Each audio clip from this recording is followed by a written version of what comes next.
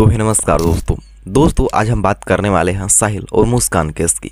हम लोग बात करेंगे कि आखिरकार साहिल और मुस्कान को फांसी कब होगी, क्या फांसी की डेट तय हो चुकी है।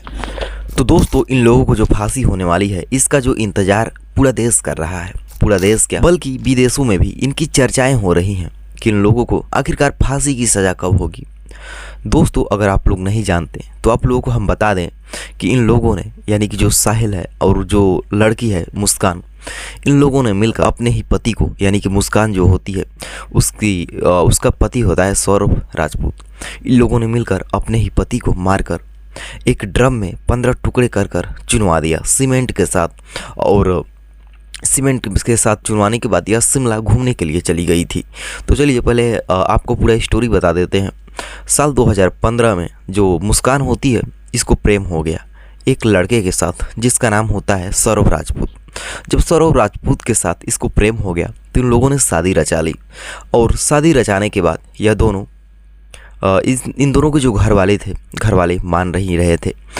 जो सौरभ राजपूत था इसके घर वाले थोड़ा, भाई कोई भी होता है जो लव मैरिज करता है खासकर गाँव में तो घर वाले राज़ी नहीं होते, और लड़की के घर वाले थोड़े राज़ी थे लेकिन उतने भी नहीं थे। इसके बाद जो सौरभ राजपूत होता है वह घर से दूर किराए का मकान लेकर रहने लगता है। इसके बाद जब वह घर से दूर किराए का मकान लेकर रहने लगता है इसके बाद उसकी मर्चेंट नेवी में नौकरी लग जाती है, और वह नेवी में नौकरी करने के लिए बाहर चला जाता है लंदन। इसके बाद जो लड़की होती है मुस्कान वह अकेले रहती है वहीं पर रूम पर, और कुछ दिन बीतने के बाद जो लड़का होता है सौरभ राजपूत वह कभी कभी आया जाया करता था।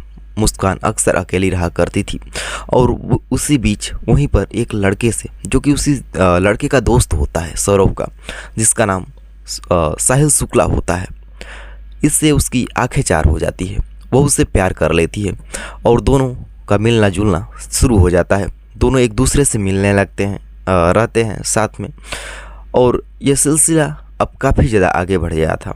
दोनों का पारस्परिक संबंध भी बनने लगा था। दोनों एक दूसरे से हमेशा मिलते जुलते रहा करते थे। फ़ोन पे काफ़ी ज़्यादा बातें होती थी, चैट भी होता था। इसके बाद इन दोनों ने मिलकर एक जघन्य अपराध कर दिया। दोस्तों आप लोग सोचिए कि कोई व्यक्ति जो होता है किसी से प्यार करता है या कुछ भी होता है तो वह अपराध होने के लिए क्यों सोचेगा, और अपराध करेगा तो भी इतना बड़ा अपराध कैसे कर सकता है। इन दोनों ने इतने बड़े अपराध को जन्म दे दिया या कांड कर दिया।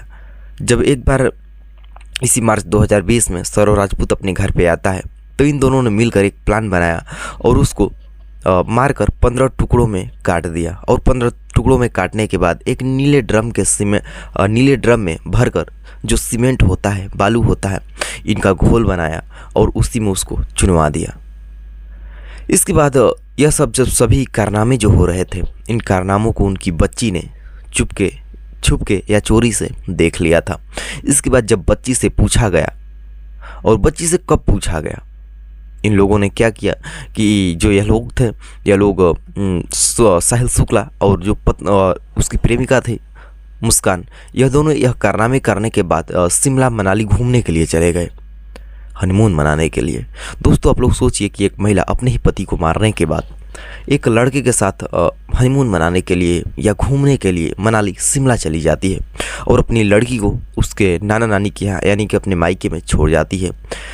इसके बाद उसके माता पिता काफ़ी ज़्यादा पूछते थे कि वह कहाँ हैं, कैसे हैं, सौरभ के बारे में। तो वो बोलती थी कि हाँ वह साथ में ही है, अभी नहीं है।